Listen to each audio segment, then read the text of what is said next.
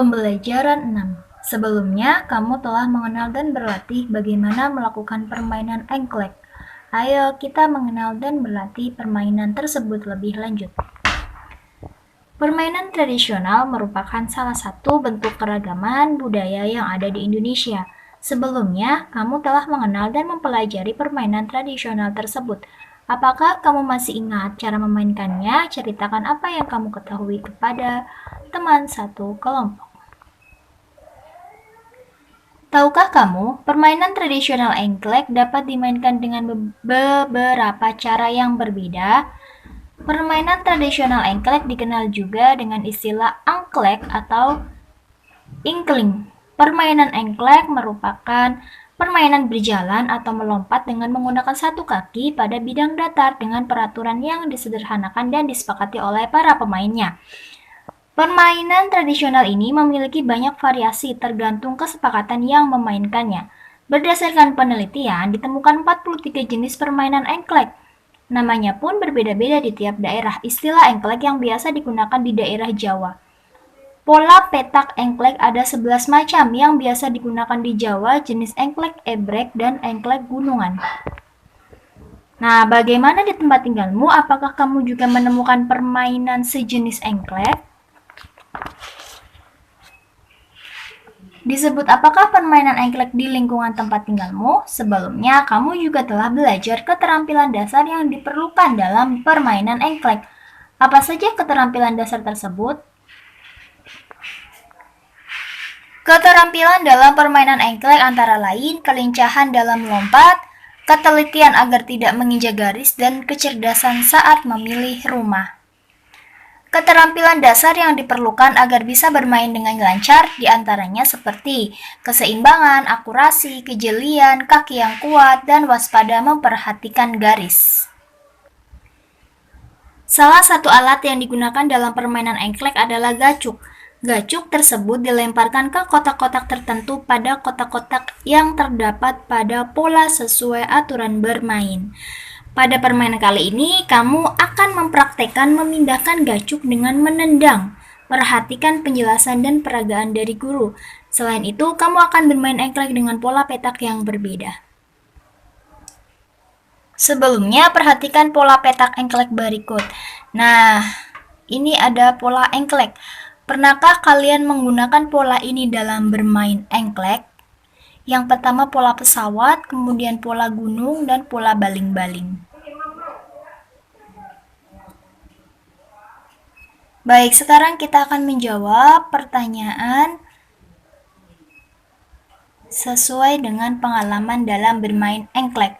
Yang pertama, keterampilan dasar apa saja yang kamu perlukan dalam bermain engklek? Ya, keterampilan dasar yang diperlukan dalam bermain engklek adalah kelincahan dalam melompat, ketelitian agar tidak menginjak garis, dan kecerdasan saat memilih rumah. Apakah kamu dapat melakukan keterampilan dasar tersebut dengan baik? Ya, saya dapat melakukan keterampilan dasar permainan engklek dengan baik. Apakah rencanamu untuk meningkatkan keterampilan tersebut di masa yang akan datang? Rencana saya adalah banyak berlatih keseimbangan, kejelian, kelincahan berlari, dan melompat. Sikap apa saja yang harus kamu tunjukkan ketika bermain engklek dengan teman yang berbeda? Sikap yang harus saya tunjukkan adalah tidak bermain curang, saling menghargai, dan tidak membeda-bedakan teman. Apakah dalam permainan engklek diperlukan kerjasama yang baik dari pemainnya? Permainan engklek merupakan permainan yang bersifat individu untuk memainkannya. Pemain engklek akan berusaha untuk mencapai kotak teratas pada kotak permainan engklek. Karena permainan engklek merupakan permainan tradisional yang bersifat individu, maka dalam permainan engklek tidak diperlukan adanya kerjasama. Apa yang terjadi jika tidak ada kerjasama yang baik antar pemain engklek?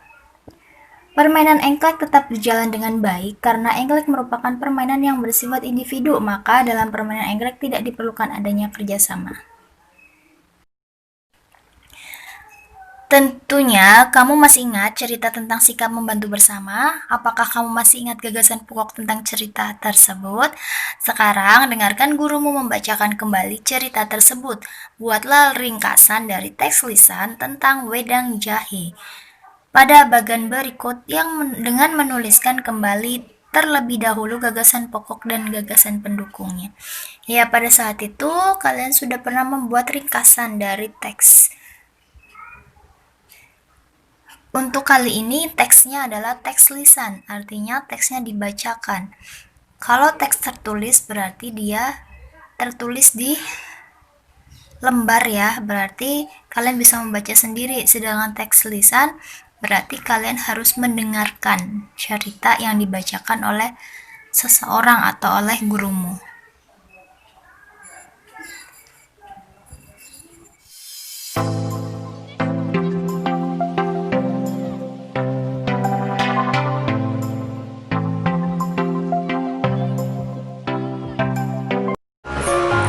Wedang jahe buatan ibu.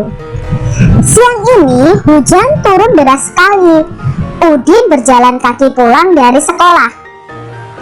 Udin tidak membawa payung sehingga tubuhnya basah kuyup. Sampai di rumah, Udin segera mengganti pakaiannya. Ibu memasakkan air hangat untuk membasuh badan. Setelah makan siang, Udin mulai merasa kurang sehat. Udin kedinginan. Ibu melihat Udin yang mulai terbaring lemas. Wah, besok ada ulangan matematika. Malam ini Udin harus belajar. Ibu tahu apa yang harus dilakukan agar Udin segera pulih. Ibu membuat wedang jahe untuk Udin. Wedang jahe artinya minuman yang terbuat dari jahe, yaitu minuman khas Jawa Tengah yang memberikan rasa hangat bagi tubuh. Bahan-bahan wedang jahe adalah jahe dan gula pasir atau gula merah. Bisa juga ditambahkan kayu manis dan serai untuk menambahkan rasa dan aroma. Semua bahan itu direbus hingga mendidih dan harum. Untuk meredakan gejala kurang sehat, wedang jahe sebaiknya diminum segera setelah mendidih. Ibu sering membuat wedang jahe untuk Udin dan keluarganya. Ketika ada acara di kampung pun, ibu selalu menyajikan wedang jahe buatannya. Tidak sampai 1 jam, wedang jahe buatan ibu sudah siap. Ibu membawakan segelas ke kamar Udin. Hangat. Rasa dingin dari tubuh Udin perlahan hilang. Malam itu Udin pun bisa melanjutkan belajar matematika untuk menghadapi ulangan besok. Minuman tradisional Indonesia memang mengagumkan, enak dan sehat bagi tubuh. Tuhan Yang Maha Esa menganugerahi kita keragaman, yaitu keragaman suku, agama, sosial, dan budaya, hingga makanan tradisional. Keragaman tersebut pula perlu kita hargai dan syukuri.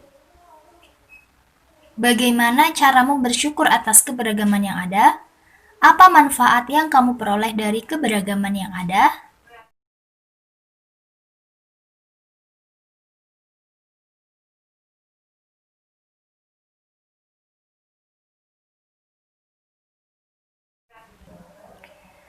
Evaluasi. 1. Ukur masing-masing sudut pada bangun berikut menggunakan busur. Ya, di sini ada 4 bangun. A bangun segitiga, B bangun segitiga, C bangun segi 4, dan D bangun segi 4. Kalian bisa mengukur menggunakan busur.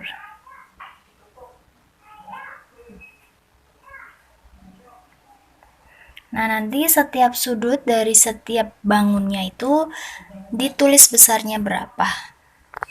Kalian tidak perlu mengukur semuanya, artinya setiap bangun tidak perlu diukur semuanya. Contoh, misalnya bangun A. Ya, bangun A, kalian tidak perlu mengukur tidak perlu mengukur sudut A, B, C, tapi bisa mengukur 2 sudut. Kalau 2 sudut sudah diketahui, kalian bisa menghitung sudut yang ketiga dengan cara yang kemarin. Caranya 180 dikurangi sudut 1 dikurangi sudut 2. Atau 180 dikurangi sudut 1 ditambah sudut 2 dalam kurung. Begitu halnya dengan bangun segi 4. Kalian tidak perlu mengukur keempat sudutnya. Contoh di bangun C, di situ bangun segi 4. Kalian cukup mengukur sudut, misalnya di sini kalian perlu mengukur sudut GHL. Nah, sudut K-nya berapa? Kalian bisa cari dengan cara 360 dikurangi sudut 1 dikurangi sudut 2 dikurangi sudut 3, atau 360 derajat dikurangi kurung buka sudut 1 ditambah sudut 2 ditambah sudut 3 kurung tutup. Ya, menggunakan cara yang kemarin. Kalau sudah dituliskan di sini. Tentukan besar masing-masing sudut bangun berikut tanpa mengukur. Nah, tadi yang nomor 1 bisa mengukur dengan busur. Yang kedua ini kalian tinggal hitung saja tanpa mengukur dengan cara yang sudah Ibu jelaskan tadi. Kalau segitiga, bilangan yang dikurangi adalah 180. Kalau segi 4, 360. Satuannya derajat. Ya. 3. Tulislah 3 sifat bunyi yang kamu ketahui. Sifat bunyi 1. Bunyi merambat melalui benda padat, cair, dan gas. 2. Bunyi dapat dipantulkan. 3. Bunyi dapat diserap. Jelaskan proses terjadinya bunyi. Proses terjadinya bunyi dimulai dari getaran sumber suara. Getaran ini diakibatkan penerapan energi di sumber bunyi, misalnya ketika kendang ditabuh. Getaran bunyi ini akan merambat sebagai suatu gelombang melalui medium rambat, seperti udara. Gelombang ini akan sampai telinga yang ditangkap sebagai suatu bunyi. Apakah yang dimaksud dengan bunyi pantul? Bagaimana proses terjadinya?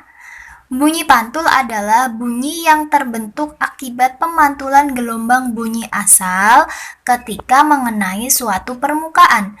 Bunyi pantul dapat merambat dan menyebabkan interferensi pada gelombang asal. Proses misalnya saat kita berteriak di aula atau ruang yang luas, maka akan ada suara memantul saat suara kita mengenai dinding. Nah, proses terjadinya bunyi pantul yaitu gelombang bunyi menabrak bidang pantul, kemudian gelombang bunyi tersebut dipantulkan oleh bidang pantul tersebut. Bagaimana caramu membuat ringkasan dengan baik berdasarkan teks lisan?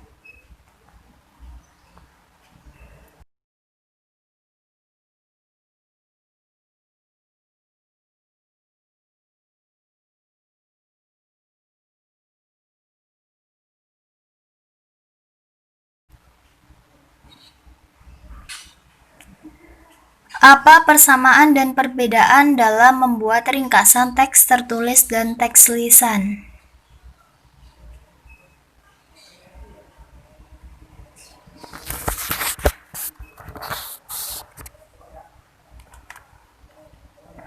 Persamaannya yaitu menuliskan gagasan pokok dan gagasan pendukung, mengetahui kesan umum dari teks, dan menuliskan kalimat baru berdasarkan kesan umum dan gagasan pokok.